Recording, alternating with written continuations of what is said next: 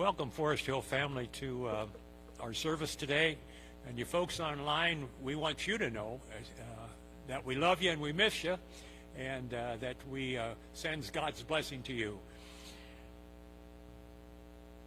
Today's Veterans Day Sunday, and it seems like it comes around, every year it comes around, it seems like there's fewer and fewer veterans.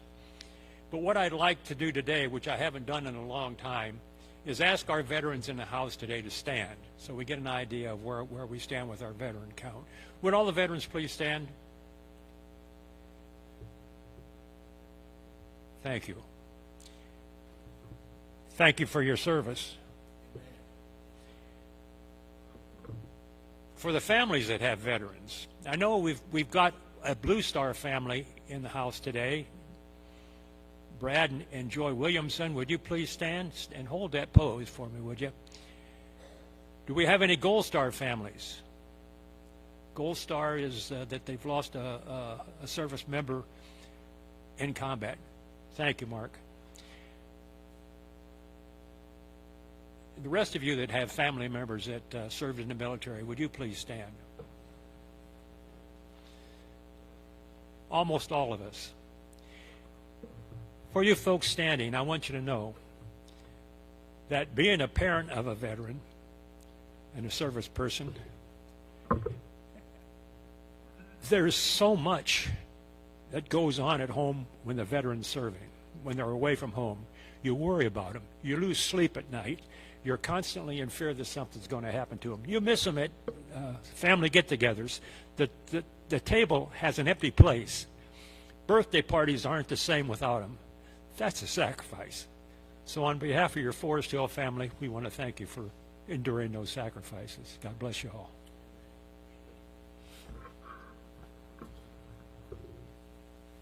I've got to put my eyes on for this,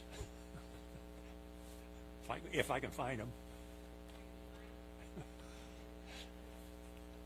I've got them. That's the trouble with uniforms. They got too many pockets. Now, as for the pastor losing his voice, he lost it yesterday singing a solo, and he was great.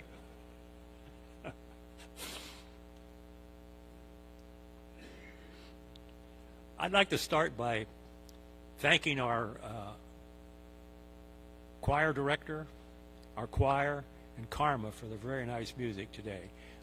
They always come through, and Veterans Day is just not the same without them. I'd like to thank my daughter Holly for helping with the service today and for helping me prepare. She's a real dynamo, and a lot of things I can't do without her.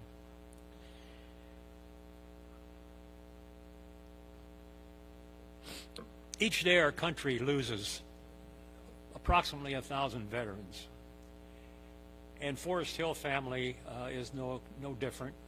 We lost a very special veteran this year, and I'm going to dedicate my message today to her and her family. Now, I couldn't do this without the help of Deb Peacock and Russ Peacock, and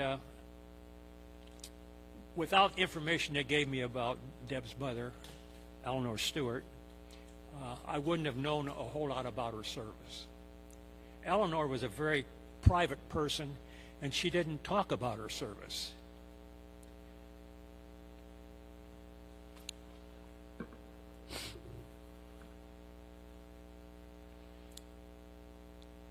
To learn more about her, I asked Deb for help, and she gave me a page from a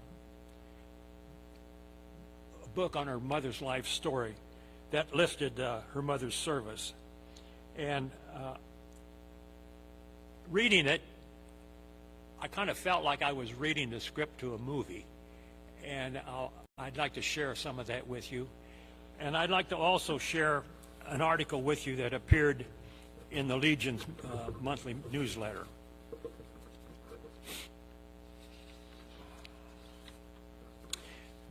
I'm going to start with the newsletter.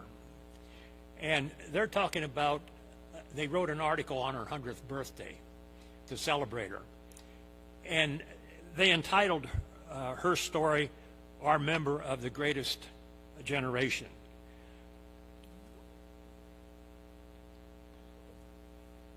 The United States 8th Air Force deployed to England with a daunting mission: destroy Germany's ability to wage war and gain command of the European sky to pave the way for an Allied land invasion. Their first bombing mission occurred on 17th of August, 1942. They flew the B-17. Have I got some B-17s? There's a squadron over behind me.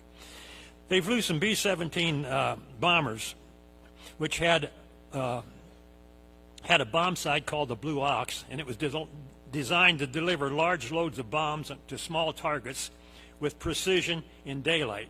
The B-17 was noted for its long range and its heavily defensive armament, which allowed it to fight its way to and from the target without suffering unacceptable losses. It had a crew of 10, including 5 gunners. And we had our last World War II veteran to pass was Alan Schweitzer. And we all remember Alan. Alan was a crew member on a B-17. During World War II, under the leadership of generals such as Ira Eaker and Jimmy Doolittle, the 8th formed the greatest air armada in history.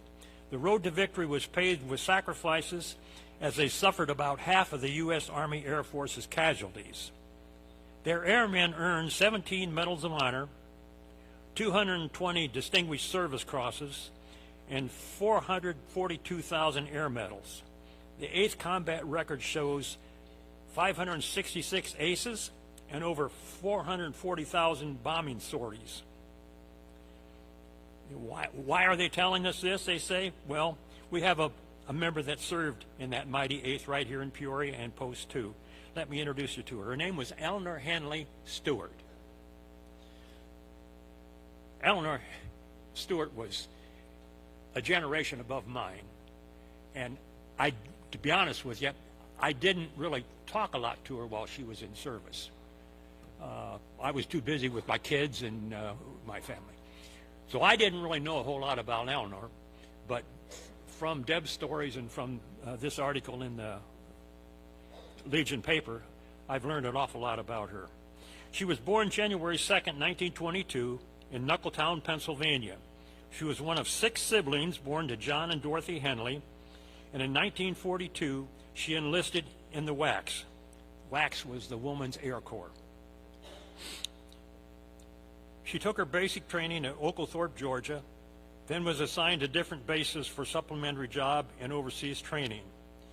She was then assigned to the Army Air Force. She sailed across the Atlantic on a troop ship called the Aquitania. It took 14 days for the passage, and most of the passengers got seasick, very seasick.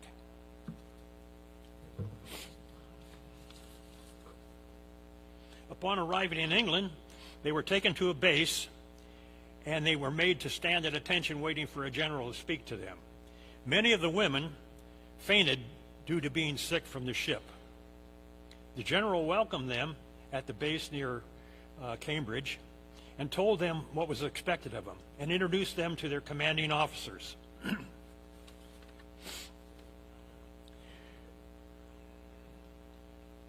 The commanding officers then gave them room assignments, times when they were to report to duty. Eleanor's first assignment was to help in the office of a weatherman. Weather was a big deal for the Air Force because planes don't fly in bad weather, so they actually had weathermen on duty there. Well, Eleanor was assigned to one of them. She reported there and discovered that the man in charge of the office had misconceptions about women serving in the military there and didn't believe that she should be there. He placed a desk in the hall and told her to sit there. When she got up, opened the door, and asked if there was something she could do to help, he told her, no, shut the door. Now, I want you to remember that because we're going to have a Paul Harvey experience in just a bit. After the shift was over, she reported to her commanding officer, who said she didn't need to return there. The next assignment was to the motor pool, where she was able to type reports, file documents, and answer the phone. Until one unfortunate day. And here comes the movie part, Deb. Shortly after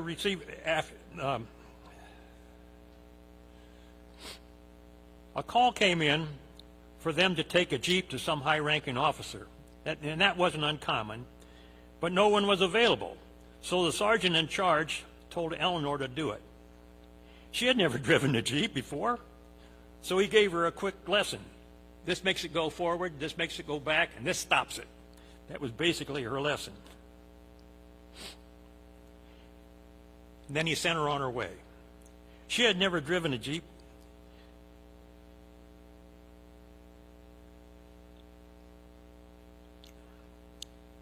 On her journey to deliver the Jeep, she met another one on the road.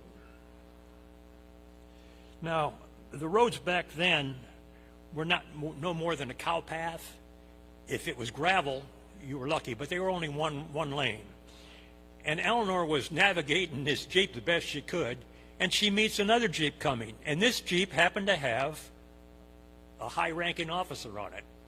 Well, she didn't know how to get out of its way on the narrow road, and she didn't stop to let it pass. So they almost had a collision, and the other Jeep ran off the road. Well, the officer was irate, and he went to Eleanor's sergeant and told him, if you're going to be putting incompetent people out like that on the road, you better train them. So she got driving lessons so she could operate a Jeep. Now that's the part that kind of reminds me of a Goldie Hawn movie, doesn't it?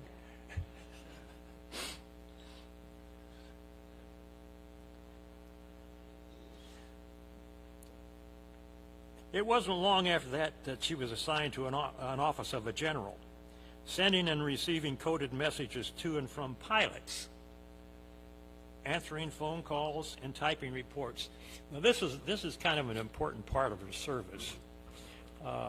We talked a little bit about her unfortunate incident driving and things, but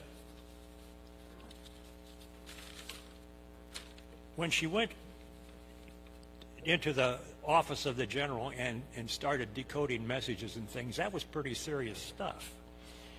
Back in World War II, this is going to be a little history lesson real quick, the Germans invented a code machine that was called Enigma. They communicated with secret codes so that the enemy couldn't understand what they were doing. So they invented this Enigma machine, and it was a complicated thing. It had 26 keys on it like a typewriter, but each key had a wire to it that went into a coil and scrambled the messages so that if you, for example, punched an A on the typewriter, it came out M. So when you wrote a letter, all you got was a bunch of alphabet. Or sent a message, all you got was a bunch of alphabet. And it was in code. The machine could decipher it, but the Germans thought no one else could. It had, they said, approximately a million different combinations. So that's quite a code system. And they were quite confident that no one would ever break their code. Well, it didn't last. A Hungarian mathematician and a British code maker finally cracked it. But they didn't want the Germans to know this, because if they knew that, the Germans would quit using it. Now, the Germans used their code when they were sending battle plans, making troop movements, anything they could do that would increase their power on the battlefront, they sent in code.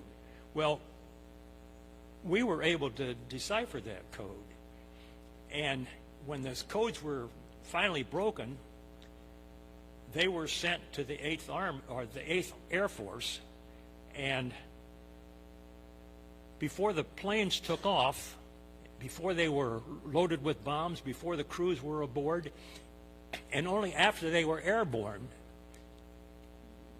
were coordinates sent to the pilots as to where their targets would be. And one of the voices that many of the pilots heard, giving them the exact coordinates to where they would drop their bombs, was that of Eleanor Stewart. They talked about incompetent. No. Eleanor Stewart was entrusted with something that secret.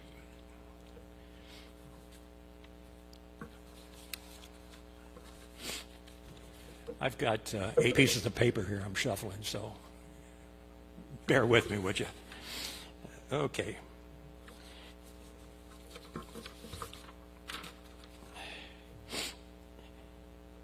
She was stationed in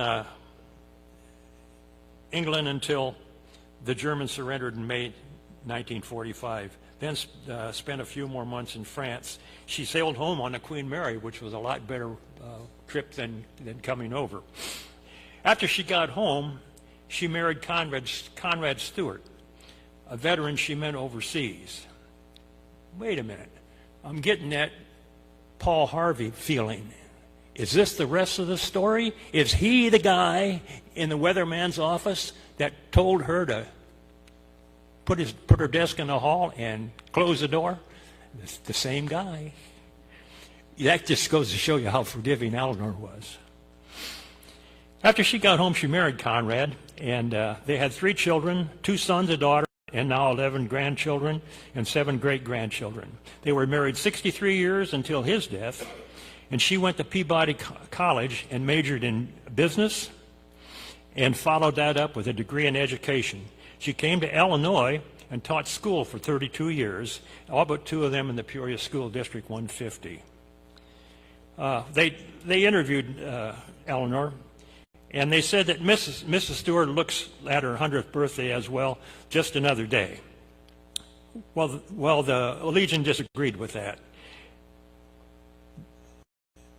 Only 18% of Americans reach the age of 100. Her 32 years of teaching greatly exceeds the 14-year average of teachers. She was married 63 years, and only 5.5% of married couples reached the diamond anniversary of 60 years. There were 350,000 women who served in World War II. We had 3 here. And you know, well, talking about misconceptions of women in the service, when we would ask for the veterans to stand, only one of the 3 would. The other 2 decided that it was inappropriate for them to be there. And how wrong was that? You know, if I talked about how badly women were treated in 1942, that's a whole other sermon. I remember my mother. It was felt that her role was to take care of the house and make sure the supper was on the table at 5 o'clock. And women were more than that, and Eleanor Stewart proved that. There are only, and these statistics are 3 years old, so they're probably wrong. There are only 14,500, or 4% of these women, still with us today. Finally, there are 16 million men and women who served in World War II, and only 240,000 are alive today. That's 1.5%. Numbers don't lie. This birthday is not just another day. A celebration of her 100th birthday and her service to the country during World War II was scheduled for Sunday, January 2nd. There were going to be presentations of birthday cards, proclamations from the Peoria City Council, the Illinois State Senate, and a copy of the congressional record celebrating her 100th birthday. Unfortunately, COVID came around and all that was canceled. She didn't get that.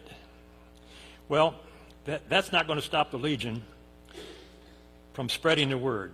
They say we need to keep the history and experiences and sacrifices of those veterans made back then. We need to preserve their legacy, not because of the vanity of their accomplishments, but to maintain the values and honesty and patriotism exhibited by that generation. We thank Mrs. Stewart for her patriotism to this country and her 32 years of service in the education of our children. She is truly a great example of the greatest generation. That's quite a tribute. Now, I talked about things that were going to happen that didn't happen to her at her party. I've got copies of the congressional record and the proclamations from Senator Kaler and Mayor Ali, and there's copies out on the in the narthex if you'd like to read them. I'm just going to touch on one of them. They basically say about the same thing. This is from the congressional record from proceedings and debates of the 117th Congress first session, and it happened December 17th, 2021. House Representatives celebrating Eleanor Henley on her 100th birthday. Honorable Sherry Buscos was our Congresswoman then. Madam Speaker, I rise today to celebrate the 100th birthday of World War II veteran and Peoria, Illinois resident Eleanor Henley. Born January 2nd, 1922 in Knuckletown, Pennsylvania, Eleanor devoted her life to fighting for our country and helping others reach their potential. She enlisted in the Women's Army Corps in 1944, completing her basic training at Oglethorpe, Georgia. After stopping at different bases across the country for supplemental training and overseas training, she earned an assignment to the Army Air Force. Climbing aboard a troop ship, the Aquitania, she sailed across the Atlantic Ocean to join her fellow American soldiers at a nearby base in Cambridge, England. She was a member of the 8th Air Force, better known as the Mighty 8th. While stationed there, she typed and decoded messages and helped provide intelligence to boost the Allies' efforts on the ground until Germany's surrender. She was then transferred to France and was eventually discharged as Sergeant Eleanor Henley. Traveling back stateside on the Queen Mary, she married her husband, whom she met while serving, Conrad Stewart, soon after returning home. They were together for 63 years until his death, raising 3 children, 11 grandchildren, and 7 great-grandchildren, looking for new ways to continue serving her community. She graduated from Peabody College with a degree in education. She relocated to Illinois shortly thereafter and became a teacher in the Peoria Public School Districts, where she mentored and lifted students for 28 years. And this is probably one of the biggest things she says that we haven't heard. It's because of heroic, selfless, and trailblazing leaders such as Eleanor Henley that I am especially proud to serve Illinois. Sherry was a representative from, I think, Rockford, yeah. Rock Island, yeah. Thank you. Madam Speaker, I would like to again formally celebrate Eleanor Henley on her 100th birthday and thank her for her service to the United States of America. That was in the congressional record now. The proclamation from State Senator Dave Kaler in honor of Eleanor Stewart basically repeats most of what I said, but I'd like to finish with his proclamation. On the occasion of Eleanor Stewart's 100th birthday, we recognize and thank her for her service to her country and her community. And the original proclamation is out there in the narthex, like I said. Last but not least, the mayor of the city of Peoria recognized Eleanor in her service. Basically, again, she said most of the things that I've already read, but she ends up with, therefore I, Rita L.E., Mayor of the City of Peoria of Illinois, on the behalf of the Peoria City Council, do hereby acknowledge the life and legacy of Eleanor Stewart, dated this 2nd day of January 2022.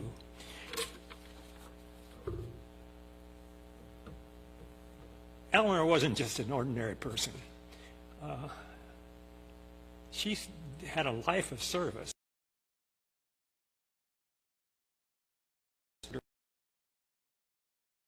She served her country by teaching school children. She was a participating member of our Forrest Hill family. She was a tremendous mother. So at this time, we do a tradition where we say goodbye and thank you. So to Eleanor Stewart, on behalf of the Forrest Hill family and on behalf of the hundreds of kids that she mentored, I'd like to say, Eleanor, thank you for your service. Let the bell toll for Sergeant Eleanor Henley Stewart.